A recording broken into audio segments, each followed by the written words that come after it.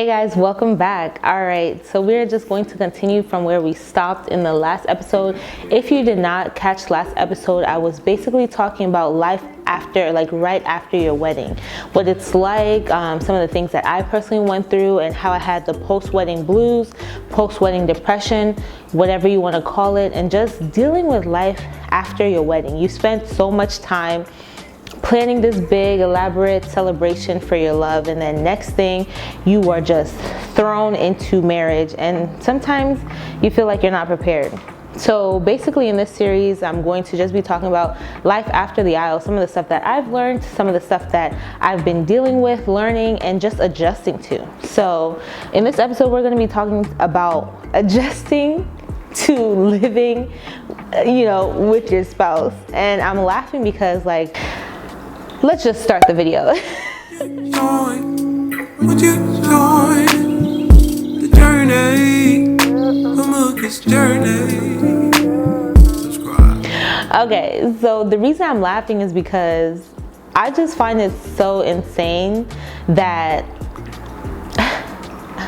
I was one of those people to be like, oh, I've known Reggie for like years, so we'll be fine. It won't be any different living with him than it was when we were dating. And boy was I wrong. I mean, I would definitely say that the years prepared us for it, because it's not like, oh my gosh, I didn't know you do this, or oh my gosh, you're a mess. Like, it was definitely different. I thank God for having siblings. I have 3 siblings, if you guys did not know. 2 sisters, they're twins. Tina, look at her picture right here. Tammy, right here. And then I have my older brother, Mr. Amagu, up here. I have siblings, and most times people meet me and think I do not have siblings, but let me tell you, siblings prepare you for living with your spouse. I kid you not. That is one thing that was interesting for me to adjust to. Living with my spouse was just like, it was so strange. Like, oh my gosh, I'm living with a man. I've never lived with a man before, like ever, besides my brother and my dad. So it was extremely strange, not in a bad way. It was just strange, like, oh my gosh, like, this is not no sneaking around like, oh, I'm at my friend's house, meanwhile you're somewhere else. This was like, I can freely call my mom, freely call my siblings. They're happy. They see Reggie walking around in the background, and they're not like, who is that type thing. So it was different. It was like, wow, I'm really married. Like, I'm not even just married, but like I'm living with somebody, And when you start living with your spouse, as you know, I'm Nigerian, Reggie is Ghanaian, and even though the 2 cultures are very similar, they are extremely different at the same time. The reason I say that is because besides the accents and stuff that are different, the food is different, and sometimes, like, I won't even blame it on being Nigerian or Ghanaian. I'll say it's more of how you're raised. Everyone raises. My mom did not raise Reggie. Reggie's mom didn't raise me. So obviously how we handle situations will not be the same. But like, when I think of it sometimes, I'm like, have you always been this way? And he's probably thinking the same about me, like, it was easy to I was excited, obviously, like, I get to snuggle and be with him every single day because I'm super clingy, like, duh. And one of the things that we had to learn was like trying to merge our lives.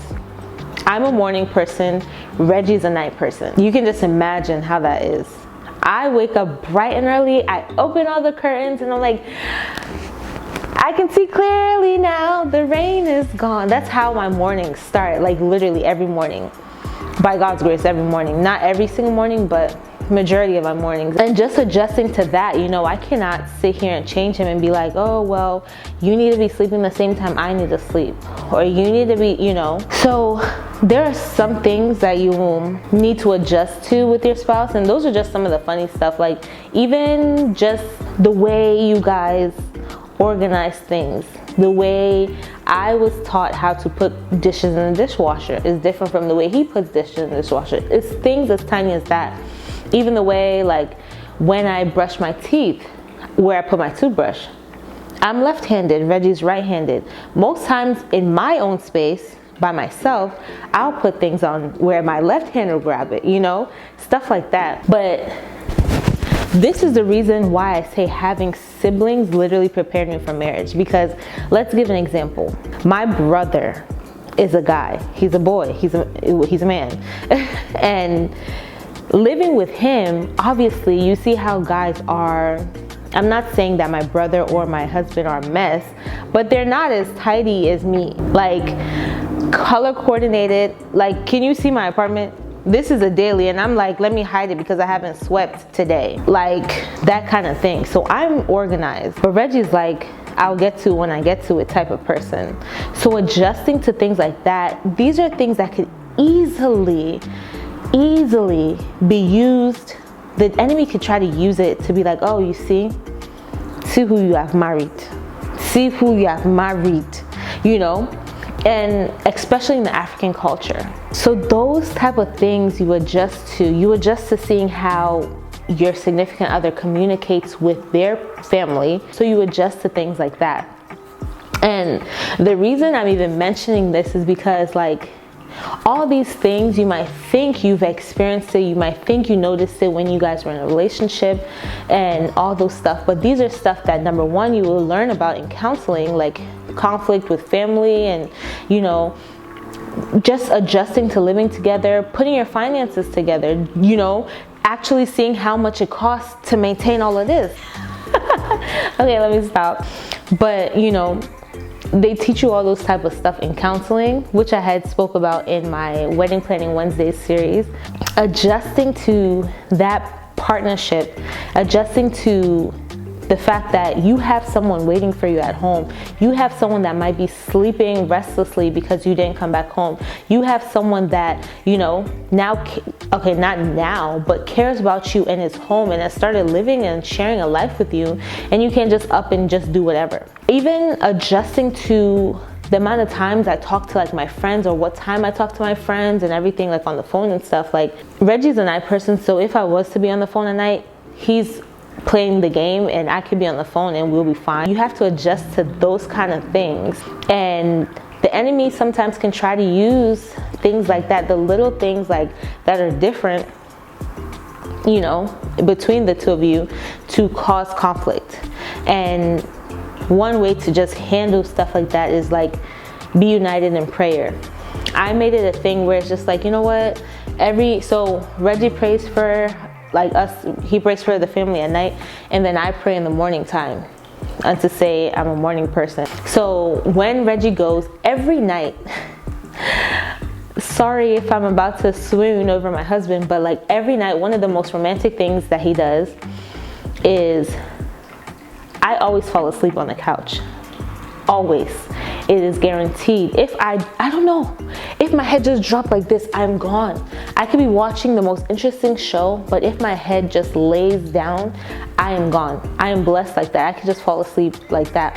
And once I do, you know, he'll give me like an hour or two to just sleep on the couch, because he knows, like, okay, I just want to nap a little while I'm still hearing you play the game. So he'll wake me up, and either sometimes, like on Sundays, I'll fall asleep most of the time with my makeup on.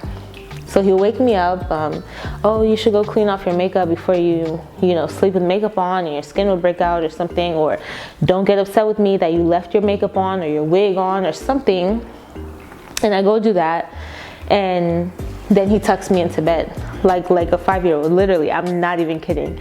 He will take me to the room. Sometimes, like, I'm so sleepy, like, he doesn't have to even physically carry me, but like, he will walk with me where I'm leaning on him and take me to the room, tuck me in, and then lay his hands on me and pray over me. And then I go to sleep and he goes back to playing the video game. And I feel that is so romantic, and that also unites us and also gives us, with our different schedules, you know, some kind of moment of togetherness. And I feel like that is just, don't tell him, but that's one of the romantic things. Like, it's the little things like that. And, you know, and then in the morning time when his alarm goes off, because what am I setting an alarm for? He's the one leaving earlier. So when his alarm goes off, You know, I try and just force myself to turn over, and you know, I'll either like hold his hand or be like, good morning, and we pray. And that is a good adjustment, because I didn't have that before living with Reggie, obviously. Even though we'll call each other on the phone and pray, it's not the same as being there and holding hands with a person, or having them lay their hands on you and pray for you. And that is one thing that makes adjusting to all of the changes easy, you know. And I keep forgetting that I was talking about how my siblings prepared me for Reggie. Literally, there's something in every single one of my siblings that is in Reggie. My sister Tina, there's a way she brushes her teeth. I'm not gonna expose her, because if I expose her, I'll be exposing Reggie. But they brush their teeth with so much aggression, and they take like 30 minutes. And Reggie does the same thing. So I just be confused, like, how did God know? Obviously, God knows. But that's one thing that I'm just like, if I didn't have this sister, that would have annoyed the living daylights out of me. I've lived with my sister for years. Obviously, that's how she brushed her teeth. That's how she brushed her teeth. So now when I hear Reggie doing it and seeing him brush his teeth like that, I'm just like, you know, preparation. Look at all these things, the little things that have happened in your life before your significant other, and you realize that it's all preparation for the person you're going to be with. And then my sister Tammy, she has really sensitive skin, you know, and by the way, she's starting her own hair care and line and stuff. So for people with sensitive skin, also people that have natural hair, look out for her hair care. I'll be sharing that with you guys as well. But she has sensitive skin, and like in high school when we had just moved back to America, she had broke out all over her body with like rashes and all that stuff. And that's when she started figuring out what causes all this stuff with her eczema. And even when she takes a shower, like her body itches when she comes out. And Reggie's the same way. Showers are my favorite. I shower twice a day, sometimes even 3 in the summertime. And showers are just amazing for me. So when Reggie showers and he's rushing out and he's like, oh, my body itches, I'm like, I don't understand. But Tammy, seeing her skin problems and issues and stuff, prepared me for that. So there's nothing like, oh, why would you just be doing that? You're just saying that. And then obviously my brother, I started talking about that, like him just being a guy, and him, you know, he can leave the dishes in the sink and be like, oh, it's Monday, I'll wash them on Saturday. That's like, I'm not saying that that's what he's done before. But with Reggie, you know, he can eat his food, finish eating, and leave the dishes just sitting anywhere, like on a table or whatever, do whatever, and then he'll wash it like before he goes to bed. For me, no, I will finish eating, and I know like as the plate starts to dry, that food is going to be harder to wash off the dishes. So the least I can do is go soak it in the sink. And if I'm going to go soak it in the sink, I'm already there, so I might as well, so that if I do fall asleep, or when I do fall asleep on the couch, all I have to do is get up and go to bed, and not be like, oh, there's still dishes in the sink, you know? So seeing how my brother is, and just how guys are in general for my brother, that also prepared me for him. Overall, there are so many things in life that are preparing you for your spouse that you don't even think are preparing you for your spouse. Like for me, having siblings. If you don't have siblings, there are other situations. You might have gone to boarding school. You might have, you know, lived on campus in college, something that would prepare you for your significant other, you know. And no knowledge is a waste, as my mom always says, but no knowledge is a waste. And all those things happen and situations arise to prepare you for this person that God has created for you. And that was my situation. So basically, yeah, that is this episode, just adjusting to living your life with your spouse, especially if you have lived alone or lived with siblings and, you know, your whole life, and now you go to living with someone. Funny story, let me just tell you this story before I sign off. My mom, when Reggie would come to my house, you know, as we were prepping for the wedding and stuff, Reggie used to go up into my room and he would probably take a nap, because when he used to go to church, he stays for all the services. So if it was 3 services, he stays for all of them and everything like that. So on Sunday, for some reason, that's when I used to use time to film because I already have my makeup and my hair done and stuff like that. So when Reggie would come to the house, like he would go to my bed and sleep, and my bed is crisp, like straight dress, and I always had silk sheets, so I will pull it so that you can bounce a quarter off of it. Reggie just comes. I'm the type of person, I don't like outside clothes touching my bed, and Reggie just goes to bed, just like my brother. So that prepared me for that.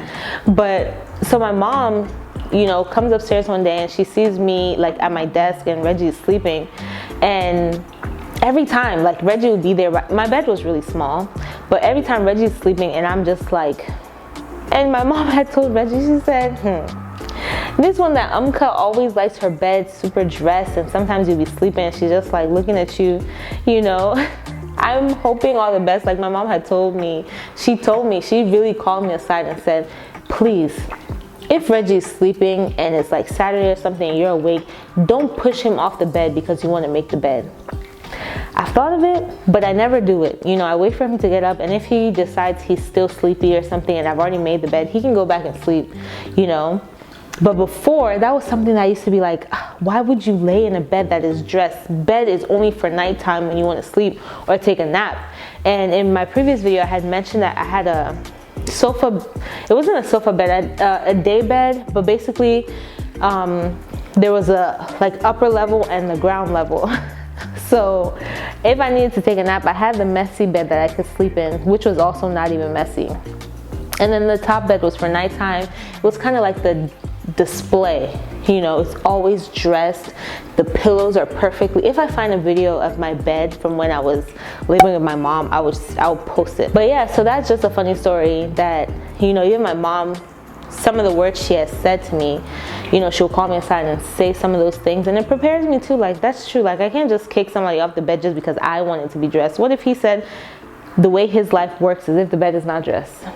But those are a couple of things just to prepare for life after the aisle. Living with your spouse, that is a big thing. How do you guys arrange your clothes? How do you guys organize your house? How do you even choose a place to live together when you have totally different styles? That's a whole thing I can get into, like with the whole process of us trying to find an apartment. My style and Reggie's style being completely parallel to each other, but we made it work and we've found our middle ground, and we're doing the thing. So anyways, that is all I have for you guys today on this episode of Life After the Aisle. Thank you guys so much for watching. If you are new, welcome. Please join the journey by subscribing down below. And if you are returning, thank you guys so much for coming back. Please don't forget to give this video a big thumbs up.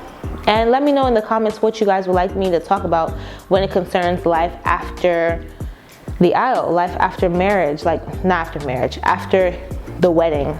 And if you want to know some of the experiences of what I've gone through, just getting to this point of where I am now, let me know. But stay tuned for next week's episode. We will continue this chat when I see you next time. All right, guys. I'm your girl Amuka. Stay blessed and not stressed, and I am out. Would you join the journey? Amuka's journey.